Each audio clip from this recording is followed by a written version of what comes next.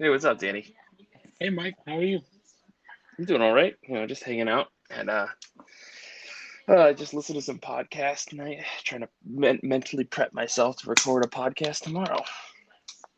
Gotcha. Yeah. How about you? Trying to. I'm doing well. I just got done with book club. We had pretty good conversation, so I'm all. Cool. What, But I guess what'd you I'm guys not read? done with talking comics. We read Wonder Woman: Dead Earth. Oh, nice, Yeah, nice, nice, nice. it's a very good book. Well, I just wanted to talk about the comics this week, like what you've been reading, what did you pick up, like all that kind of stuff. I Yeah, got of my course. spreadsheet pulled up. Yeah, same, same. Good. Um, I'm glad. yeah, man. I mean, at this point, like, it's the only using the spreadsheet's like the only way that I can keep track of everything that I'm reading because I'm like bouncing between all sorts of different series, and I got to keep track of where I am with all the various manga books that I'm reading and stuff. So that works pretty well for me. Cool, Um, man. but So, yeah, so what you reading? What are you reading? tonight I was actually reading Dragon Ball. I read like 15 chapters, almost 15 chapters of Dragon Ball, as I've been trying to like just read through that whole series because I've like when I first got into Dragon Ball, just through TV and stuff like that. But then I wanted to catch up to read all of Super, and so like I watched and read like the last half of Dragon Ball Z Kai and stuff, and I was like, I'm gonna go back, I'm gonna reread everything, start from scratch because I'm like caught up to date with Super and stuff, but I've never actually gone back and read the original manga, so I'm reading that right now. I just finished chapter 68 tonight, which is good. It's like Goku going through fighting the Red Ribbon Army, which is fun. I got caught up on Kaiju number 8, which is fantastic. I think you're reading that too. That book, Yeah. like the latest chapter, is like some I don't know what happened. It just kicked itself into high gear. It's really really cool. Um, and then caught up on Barbalian Red Planet, number 3 from Jeff Lemire. He's got a co-writer on that whose name escapes me. Um, and Tate Bromball is his name, or is their name, I should say. And yes, that book's really good. It's telling a very serious story because Jeff Lemire likes to take his superhero books and make them very very serious when he can over at this Yeah. Dark Horse imprint that he's doing. And then I read Immortal Hulk number 42. Now, if anybody's listening to this and listens to the show tomorrow, you're going to hear me kind of repeat a lot of this stuff, but still, yeah, Immortal Hulk number 42 I got caught up on, which is really cool. Al Ewing's Hulk is probably some of my favorite shit in the entire world. No, that's cool. So you just passed me on Dragon Ball. I finished the tournament and I stopped because I felt it was a good stopping point because I needed to, Same. as I mentioned earlier, I'm behind on Hikaru no Go, and that's one that actually has deadlines and stuff that we're reading, so I need to catch up on those. But Hmm. instead, I picked up I picked up another volume of My Hero Academia. I think it's Nice. 19, the one with there's a couple more that I need to read before I catch up to the anime, and Hmm. then I'll be into new territory of like I really don't know what's going on, but there's spoilers aplenty online, so yeah, I'm just trying to get to the get current with my hero. Yeah. Um, I don't know and where you're then seeing spoilers for this kind of stuff, man, because I feel like I follow a bunch of like manga nerds and stuff, but they're not tweeting spoilers or anything for My Hero. You must be on like a totally I different side guess of Twitter. it's probably maybe just a lot of clickbait, but I don't even take a chance on that. Like anytime I see my hero chapter 290 something on the title of something, I just kind of move past it Hmm. Hmm. because I don't know what they're going to talk about. So like I don't want to I don't want to get involved and get some spoilers. I keep looking at I don't they're not solicitations, but whatever the next volumes are coming up, and I look at the covers and I'm like, oh no, I Hmm. hope I don't Hmm. I hope I don't read too much into whatever I'm looking at. So we'll see. Um, what else am I reading? So yeah, I'm reading that. But I did read a bunch of stuff for new comics this week, like stuff that came out this week. Did Hmm. you catch any of the X-Men books? Have you Yeah, read any of the I X-Men think stuff? yeah, like the first stuff that I read this week was I was a little behind. I caught up on X Force 16. I read Excalibur 17 and New Mutants 15, and I did manage to read a copy of X Men 17 on accident. I forgot to cancel my subscription on Tuesday, Oh yeah, So I yeah. got a copy of it, so I figured I'd read it anyways. God, the art is so bad. It's so 90s. It's like the worst everything that you can think of when it comes to 90s art. Um, but yeah, I I bet. did get Yeah. caught up on all those X-Men books. What about you? Well, let's talk a little bit about New Mutants 15 because man, I'm loving this book so much. Right? Like out of Ten of Swords, this may be my favorite. I think at the end of the year when we're doing like all our top 2020 stuff, um, I I cheated and I just put a bunch of X-Men books in one of the rankings, and it was New Mutants, Hellions, and Marauders, and Okay. they're all for different reasons. But man, New Mutants is just so good, like especially with the new creative team. Mm-hmm. Uh, yeah, I love the characters that they're focusing on. I love the story they're trying to tell. I don't know where they're going because I don't know. I guess a slight spoiler, but with damn, what's his name? Um, Shadow King? the Shadow King. Yeah, like Yeah. is he supposed to be in Krakoa? Like I don't remember that part. I Uh, That's the thing that I've been wondering too, because the last I heard of Shadow King, I'm pretty sure that like he was banished to some other nether realm by Xavier, right? But like yeah. they've also brought back a bunch of other villains too, like that are I wouldn't have expected to be on Krakoa, and here they are. So like Yep. anything's possible, man. Well, and even on this issue, they finally addressed all the Age of X-Men stuff. Like one of the kids said, like, you remember all that weird stuff with Nate? And I was Hmm. like, oh shit, they're talking about Age of X-Men. So like that means Well, everything, like all the uncanny stuff, like it, it's all kind of continuity. It feels like. yeah, it's kind of weird because I think that like we're running into a House of M situation again, and like I know that that's like a weird callback, and um, It's not. It's very timely right now, but actually. well, yeah, it's very timely, but like I think we're running into a weird House of M situation where like Gabby, who's kind of this outcast thing, and she Uh, knows all these people, and none of them seem to remember Age of X, but she does. Like all of the healers, like or characters with like super healings, tend to be the people that also have like a hard time getting their memory wiped. So like yeah. in House of M, you get like Wolverine who gets his memory back because he's the one person. And I feel like there have been other instances where characters are who are have superhuman ability or superhuman healing, they don't get their memories wiped. And so the Age of X thing, there's kind of a question of maybe it happened, but then everyone forgot, or maybe it happened, but it was in like a different reality, or I think the thing is that they were showing there, at least that's my guess, it was what Vita was trying to do with the writer, was to show that Gabby remembers stuff and a lot of people don't. Or the probably more actual answer is that like that Gabby's just an outcast and she's the weirdo and that's Yeah. all. Like there's nothing more complicated than that. But I took it to be like, oh no, she had her memory wiped or everybody had their memory wiped except for Gabby for some reason. And we need to figure out why that is. And I think that might play into the bigger storyline here, especially with Emil Farouk showing up, the Shadow King. His whole thing is playing with people's minds. Is he going to screw with these kids? And I feel so bad for these Yeah. outsider kids who are hanging out Yeah. with the Shadow King because, Oh, like, that's only going to be bad for them. yeah, dude. I'm so glad. Now I'm really glad we're talking about this. Because I didn't even think of anything like that. Like, I mean, I definitely got that Gabby's kind of an outcast, and I really like that she looks to Dakin like, I mean, that's her brother. Like, so, like, she looks to Dakin as, like, like Lara's not around. Uh, Logan's doing Logan shit, so, Hmm. like, he's the only person she's got. Which I hate that they changed her name to Scout. Such a comic book thing to do, but I know, I yeah, know. Scout's such a weak name. I thought Honey Badger was adorable, uh, and they should have kept it. yeah, it was special. It was special, but yeah, I'm glad you talked through that because I definitely like now I want to go back and read the issue.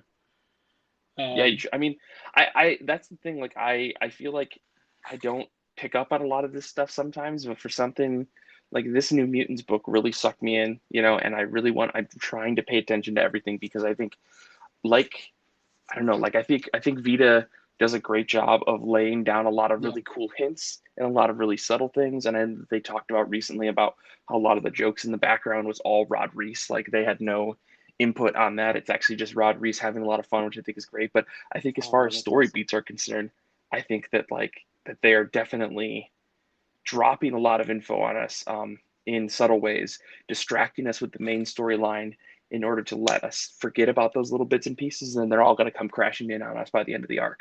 That's my Yeah. guess. And then on the other side you have oh, I think code name is Nightmare. I don't remember their name. Cos, Hmm. they yeah, one of the newer like really new memes that they found. Like first of all, the powers of giving people nightmares are super cool, especially like the way you could do it in comic books. Hmm. Especially Like the when you got turning, Rod Reese on art. yeah, yeah.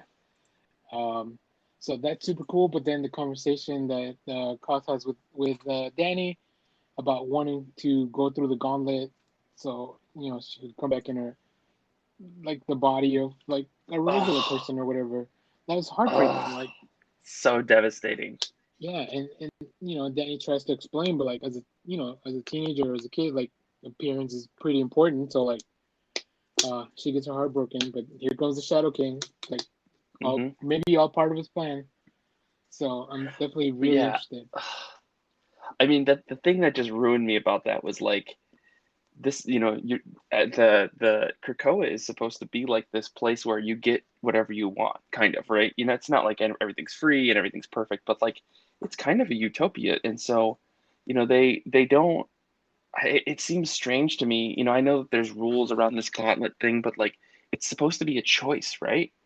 And the fact that she kind of takes away that choice, that freedom that is kind of available to all mutants, so that because Danny says, "Oh, you should just accept who you are." It's like that to me just it seems so off in general, like seems so strange, and I feel like that was, you know, like there's a good message there to a certain point of like you should be happy with who you are. You have all these different things, but like if the choice is there to come back as like the like how you want to look and how you Yeah, mentally appear to yourself, like why would you take that away from someone? I think that's like it's a really powerful moment that I think some people will just gloss over, but I think that there's a lot to be expanded upon that. I'm definitely not the right. book learned person to do that, but I think that it's like there's a really powerful moment in the story that of course we're going to see ramifications of as the series goes on. But yeah, Right. it kind of makes me scared to be like these teachers have this power over these teenagers, and I know that they're supposed to be teaching them and they're supposed to be you know taking care of them and helping them learn the right way to do things, but also like to take that something like that seems to be a given for other mutants away from them just because you're a teenager and you need to learn feels so like it feels like it's an interesting thing to be like now you teenage characters have become the adults who teenagers want to rebel against, when you were once those teenagers that rebelled. um, so yeah, I think there's a heavy like continuity implication as well as a short story or the story arc implication we're gonna see play out over the next couple issues. Yeah, and the last issue had a very similar thing with Gabby, as to like the council decided Madeline Pryor would not be cloned. I mean, would not be made to come back using the five, Hmm. because she was a clone. But Gabby's also a clone, and Laura's also a clone. Right. So what does that mean for them? Yeah, where does the Um, line get drawn? like Yeah. exactly, exactly. Like who chooses who gets to come back and why? Like that's if you're preaching all this equality for men. So yeah, it's starting to have a lot of complexity to the story and to everything that's been set up after Hmm. Hotspots. So yeah, I'm really Well, and enjoying it. I think this is. I was gonna say this is probably my favorite X-Men book right now, yeah, and I it'll change absolutely when I agree. read the next one. But it'll probably change when I read the next Hellions again. Yeah. Um, so we'll see. I can't help to love Mr. Sinister's dialogue. Yeah, I mean So it is quite a toss up between Hellions and New Mutants right now for me. I mean, I'm really interested to see where the X-Men book goes after this terrible Brett Booth issue because I couldn't pay attention to it. Um, yeah, and I'm hoping that he doesn't come back. I'm pretty sure someone said, maybe you said it, that he was only on it for one issue, but we'll see what X-Men I 19 think it brings. was that, or either some of the people that reviewed that. I think whoever reviewed the issue, I don't remember who it was on the server that reviewed it for one of the websites. Hmm. Um, But yeah, that's fine. I mean, I'm fine with that. I can skip an X-Men. I can skip an X-Men title Yeah. every once in a while. My wallet definitely thank me for it. But then again, all this future state just it's more book than I normally get anyway. So Oh, really? Are you buying all the Future State books?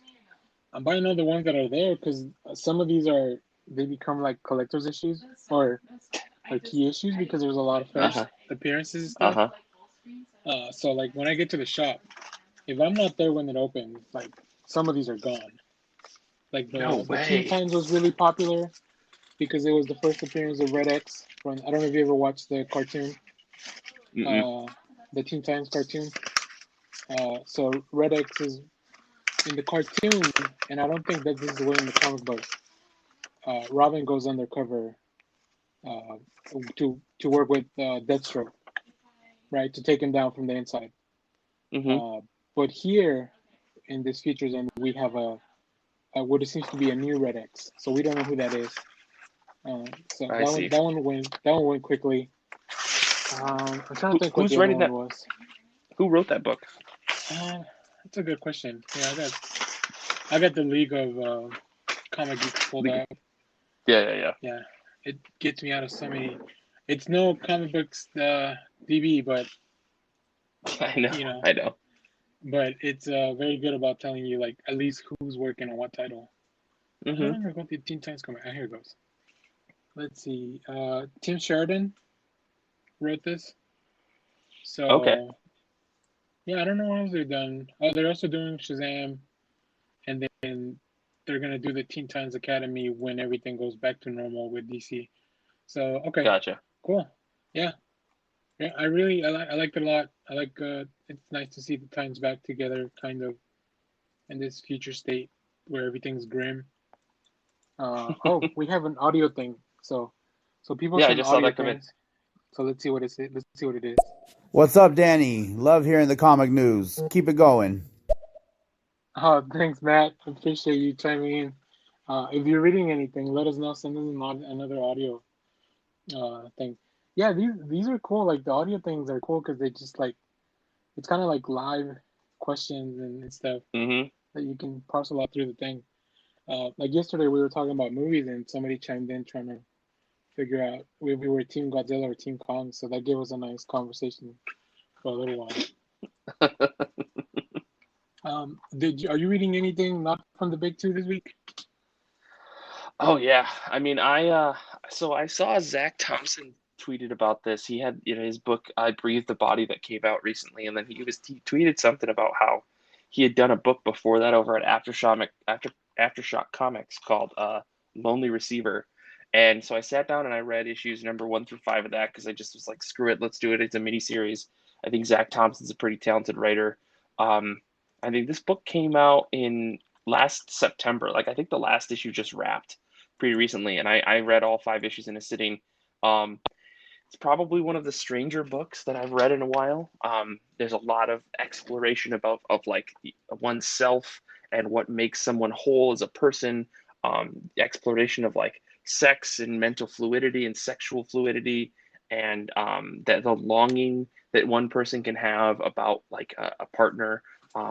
The main character in the series is pretty all over the place. Like she goes from severe states of mania to severe states of depression, and we kind of get to see the entire gamut of things as her character evolves, and some really really trippy shit happens. I don't know if you read the book that uh, Chris Sabella did with I think it was over at I want to say it, maybe it was Aftershock that he did called Test. That was with Jen Hickman, who was the Oh artist. yeah, yeah, yeah. She's the artist on I this series, haven't read Lonely it. Receiver. So yeah, Okay, if you I liked her haven't read work, it. Go go ahead, ahead, Matt. go ahead. Sorry. I was just gonna say I haven't read Test, but I picked up. They made some really like cool homage covers to other books. Mm-hmm, mm-hmm. So I picked up a few of those. But then I read the first issue and I was like, oh, this is really good. And then for Lonely Receiver, I also picked up the first issue because you know me, I see a number one on the shelf and I'm gonna grab it. Yeah, Uh, yeah. so Test was over at Vault, by so the way. I had that totally wrong. Okay, cool. Yeah, yeah, that makes sense. I think it was when Vault was doing some of their, a lot of their books had like multiple covers and stuff. Hmm. So yeah, I think I'm gonna check this out. I'm looking right now. I like I mean, it's a one and I done. will say it is one and done. I will say it's a very trippy book. Some of it seems like it was really hard for me to put down, but at the same time, it was really out there. It's really bizarre. Like if you like the work that Zach Thompson and Lonnie Nadler did on Come Into Me, you might like this. Um, but it's very out there. It's even more out there than that. It's kind of got this weird horror element to it. It's kind of got a suspense feel. Um, and again, it's very, I don't want to say it's graphic, but it very much just like it fucks with your head. It kind of reminds me of just like an introspective film about someone slowly going crazy, Yeah. in a 5 issue series. So if you're into that, if you're into some deep fuckery, like that's what you're gonna get with this. Well, the cover for the first issue looks wicked. So Yeah. I'm gonna see if it's collected. I know Aftershock sometimes takes a little bit longer to collect their books. Hmm. Um, so we'll see. If not, I may pick up the singles. We have another audio thing, so I'll wait since we're doing a transition to a next book. Let me play that. Yeah. Let's do it. I've been reading a lot of Future State, Star Wars comics, and not as much X-Men stuff as you guys, but I've been enjoying Maestro and now the Maestro Warren packs by Peter David. Thanks, Connor. Yeah, Nice.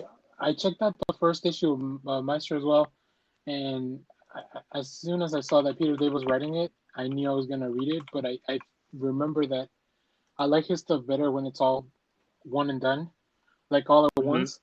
So now that I was reminded that the first Maestro series is over, I'm gonna go back and check if it's on the Unlimited app. Take a look at those before I jump into War Packs, which I like that they're doing an origin for the Maestro, which I don't know that I ever needed to know it, but I mean I'm here for it. I Um, have no idea. I know this character. I know the name, but I've never read any of Peter David's Hulk or anything like that. So I is this good stuff? Is it solid? I think it's definitely a product of when it came out, that whole Future Imperfect stuff, but Right. Right. I guess right now it's hard to tell you that it's with Immortal Hulk. I think that really beats all the other Hulk runs that I've ever read. Right. Right. Um, Right. Right. including maybe it's kind of on par with Greg Pak's because I really like his stuff. But Mm. I'm a big Pak. Well, I'm a big fan of Pak, so I think it's kind of on par with that. But I like. I mean, Peter David really knows the Hulk character. Um, Hmm. he wrote him forever. So and he invented the Maestro and all that Future Imperfect stuff. Right. So Right. I'm sure I'm sure he knows what he's doing. I think we had. I don't remember who was on art, but it looked really cool because they had two artists, one for the current timeline, and then the original artist from Future Imperfect was doing flashbacks, which I like Oh, when okay. Marvel uses multiple artists for an actual reason and not just because they had to fill in to meet a deadline. I Right. enjoy that. Yeah. It looks Um, like the artist on there was Javier Pina. hmm mm, I don't know. I don't know what else he's okay, done. yeah, yeah, that sounds right. Um, I I did check out Scout's Honor by David Propose, which I think you guys had on your show a while back to Yeah. talk about G- Get Him to the Chapel, I think that was called. Mm-hmm. Mm-hmm. It's really cool. It's kind of like an apocalyptic book as well, but it's about like what if the guiding laws of this people was the the Boy Scouts code of conduct book, kind of. Yeah, yeah. So Okay. like those are the writings and the teachings that they kind of live by because it's been so long. Like it's way in the future, so like I guess they kind of took that as the holy writings. So it's very interesting to see the society develop in that way. Like you know, always be prepared and all the Boy Scout stuff. But then there's also like this corruption at the top. Mm-hmm. So it's a very interesting take. There's a really cool twist, which I think if you really pay attention, you'll get it. So I really enjoy that book. It's something different. And David has written, like, I really like Get Into the Chapel as well. I think it was really cool.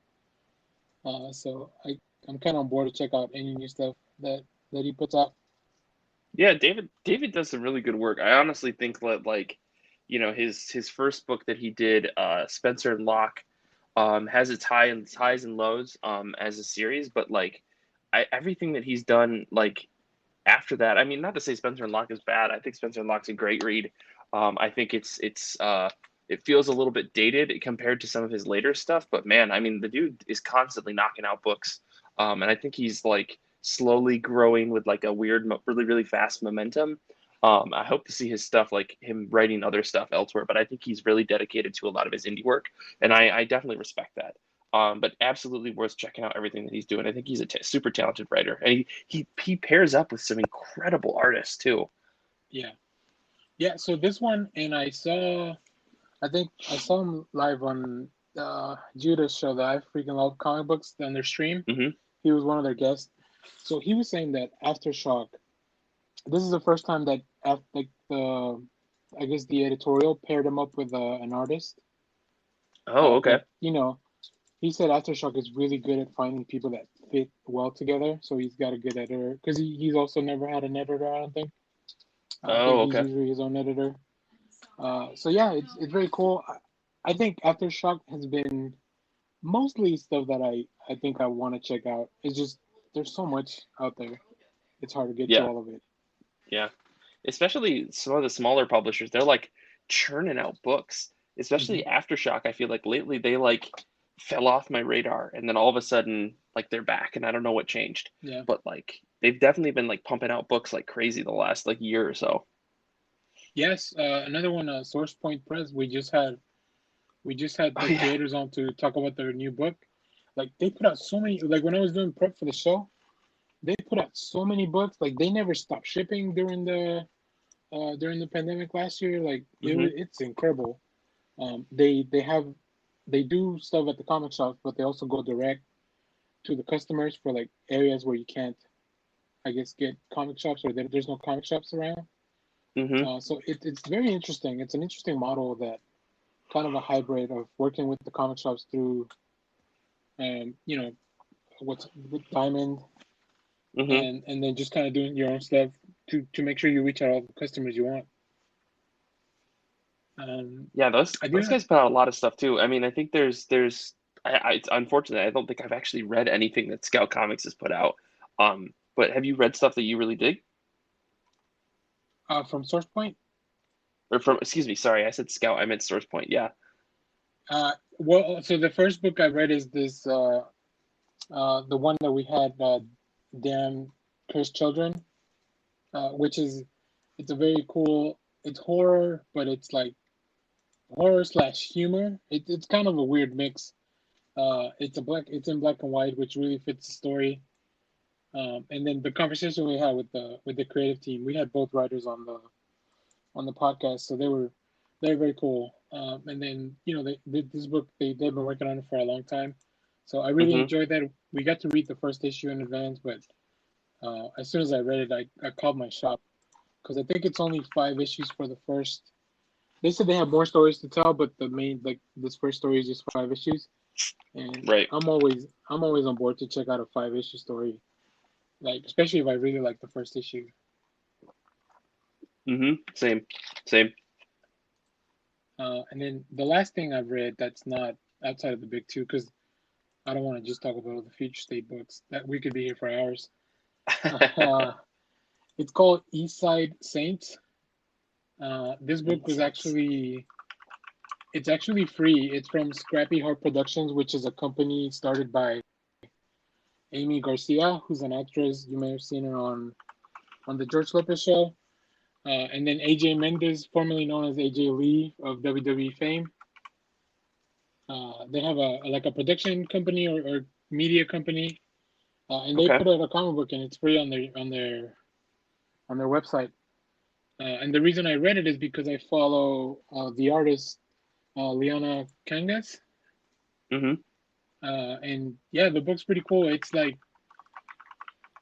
uh, it's kind of like a supernatural teen, like, I guess I don't want to say Exorcist. I don't know if there's other things, but I guess for this one, it was mainly Exorcist that, but it's like teenage kids slash maybe young, like early 20s, Mm-hmm. um, and and they just gotta learn how to fight these things. So it's like supernatural stuff, but then it's got a contemporary spin because they charge the people after they help them, because they're trying to get money and stuff too. And then they post on Instagram like once they solve the case.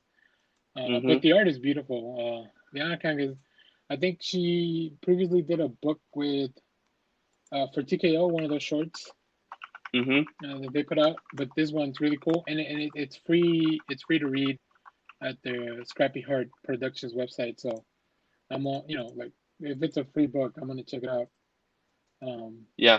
so I backed the Kickstarter that Liana did recently called True Cult.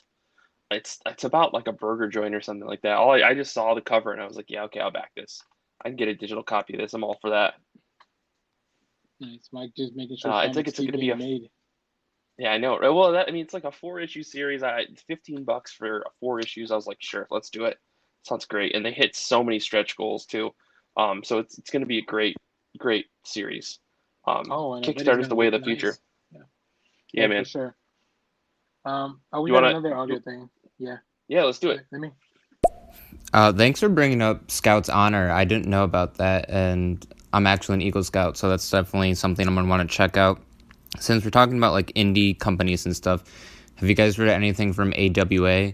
The Resistance is a very good mini series that's gonna expand into more stuff down the road. Yeah, AWA, man. I've everybody and their brother is talking about them. At least like in the like I don't know, non-big two scene that like on Discord and on Twitter and stuff like that. I feel like someone's always bringing up their stuff. I think they're like the hot new publisher, the same way that like Black Mask was a few years ago. Um, yeah, I haven't read anything from them, but because I don't think I can get any of their books digitally. Uh, since I haven't been to a comic book shop to pick up single issues in forever, I like can only read comic books digitally. Janie, have you heard of anything from these guys? Yeah. So my one of my co-hosts, Clay, he really liked their Years Zero series, which is like their zombie genre. Like, it seems like all those series have like a specific genre, kind of like TKO, the same way that they pick the Yeah, niche yeah. of he said he liked that a lot. And I did pick up a bunch of stuff from their, I don't want to call it wave one, but like it's their first round of stuff on a Mm-hmm. humble bundle. So I have the Resistance. I have all of it. I just haven't read it. Then there's also a web comic that's tied into the Resistance. The Resistance is kind of like their, I guess their superhero genre book. So that's why I kind of was saying that they'll expand on that because I think that's where they want to build their own universe as far as like superheroes and capes and stuff. But they have Right. other books. I'm gonna check out the Year Zero first because that one comes recommended by What? one of my co-hosts. So I want to check that I out. sorry, I'm on their website right now, and the first issue is written by J. Michael Straczynski with art by Mike Yeah, Deodato Jr. well, What dude. the hell? One of the people that put this company together is Axel Alonso, who was like he was one of the top guys He at was, Marvel. yeah. What? Okay, hold on. What am I even doing with my life? I'm not reading these comics. Yeah, for sure. I'm glad that we're getting some of these questions because it's interesting to hear what other people are reading and Yeah. outside of our scope, right? We can only read so many things at once, and we can only Mm-hmm. be aware of so many things out there because there's so much. There's not enough spreadsheets for me to keep track of everything. Right. Oh man, But this is killer stuff. Holy shit! Looking at the names on some of these books, yeah, like oh wait, yeah. the Resistance is on Comixology Unlimited. What am I doing with my life? I think Holy all their first smokes! issues are their first issue of every series. I think it's free to read. But Gotcha. once you click, yeah, it's a good sample though. Oh yeah, I'm. This is all right. I know what I'm doing tomorrow night. Jeez, oh Pete's. Tommy Lee Edwards. Holy shit! I was wondering what that guy's been up to. Sorry, these guys are blowing my mind. This is great. No, I'm glad. I'm always glad to have I'm glad that that you get to read other comics that you haven't read. I feel like you're so plugged in that it's hard to see where your blind spots are. Absolutely, So dude. that's great. Well, Mike, do you have any other books you want to talk about? I think we've gone for a little bit. Like I said, I think I want to do like a weekly thing where I just kind of catch up with people on what they're reading like this. So thank you for Yeah, for being the sure. first person to show up. Did you have any other books you want to talk about before we wrap up? The only book that I want to talk about is Colonel Weird Cosmogog. If you haven't been reading that, that's another Jeff Lemire book. Not to be on a Jeff Lemire train today. I read that book. It's a 4-issue miniseries that ties into Jeff Lemire's whole like Black Hammer universe that he's been doing. And yeah, the final issue came out. That was fantastic. Um, and yeah, I think I need to dig deeper into comic books and just get out of the Kickstarter world. Actually, look at what's coming out in the Diamond Previews book or something. But yeah, that's basically what my takeaway from this is.